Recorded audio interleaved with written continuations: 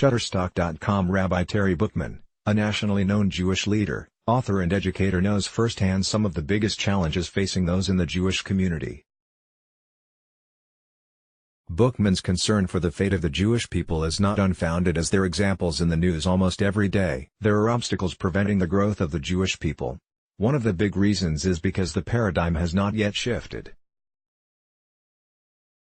"I believe in the history of Judaism that we have entered a postmodern era," Bookman said. "The established Jewish community by and large is operating as if we're still in a modern period with an agenda that no longer speaks to anybody from the millennial generation."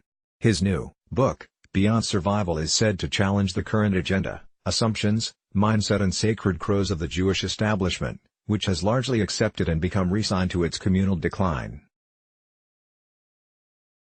"We have before us today a radically different reality for the Jewish world. If we don't shift the paradigm to speak to that reality, we'll lose the opportunity. The result of not doing so, as we're seeing everywhere around the world, is that the Jewish community continues to shrink. While he's never been a numbers guy, there is a point where numbers become vital for any sort of relevancy," Bookman said. Beyond Survival is about looking at the old agenda and why we need to let go of it. It also explores some of the new opportunities that, if the Jewish community takes strategic advantage of, can really lead to Jewish communities thriving instead of the old agenda of surviving, Bookman said. Bookman also talks in detail about the 3 obstacles plus 1 that currently prevent the growth of Jewish people. The 3 obstacles that comprise the old agenda include anti-Semitism as a threat to Jewish survival, the Holocaust, which is an outlook of anti-Semitism and the focus on victimization that we have to it, and Israel as a threatened nation, not Israel as a place for the Jewish people to return and thrive. The plus 1 is assimilation, which again is seen as a threat, Bookman said.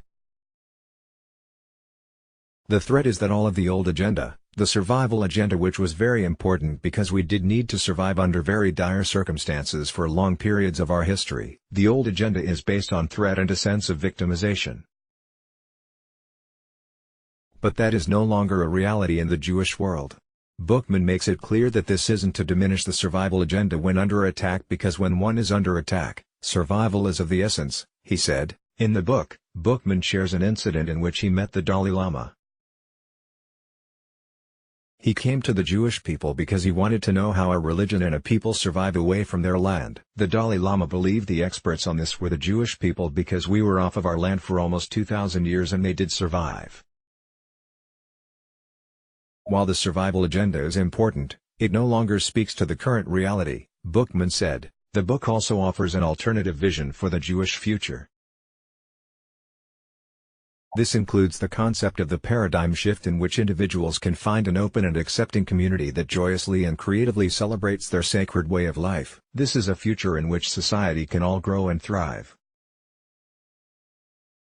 Bookman ultimately hopes the book will reach decision-makers in the Jewish establishment, the heads of synagogue and the heads of major Jewish organizations. He believes it's important that they are reached because they need to take a look at the new reality as well if they are to survive, and beyond survival if they want to thrive. However, the book is not limited to Jewish decision-makers and leaders only. He also hopes the book and its message will reach those who have an interest in the Jewish community, including brothers and sisters of the Christian faith, along with Jewish millennials who are just as involved in this. In talking with his sons, who encouraged him to write the book, along with other young people in the Jewish community, he continued hearing that their experiences in the organized Jewish world don't speak to them. Through this book, they can see the hope for the future.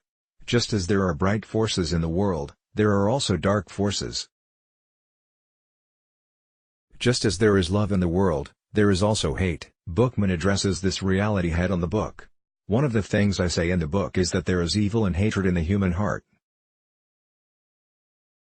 It's the ugly side of human beings, Bookman said. We are for the most part good, but we do have the other side within us, and that's often triggered when there's fear and insecurity. Unfortunately, we see in our world that there are anti-Semites because there are Jews, just as there are racists because there are people of color, just as there are misogynists because there are women in the world, and people who are homophobic because there are homos in the world. That's not going to change. However, we can be the change we want to see in our world. What's important is the tone of our society. We have to ask ourselves if we tolerate this kind of hatred or are we opposed to it, Bookman said. Continued on next page. Let's block ads. Why?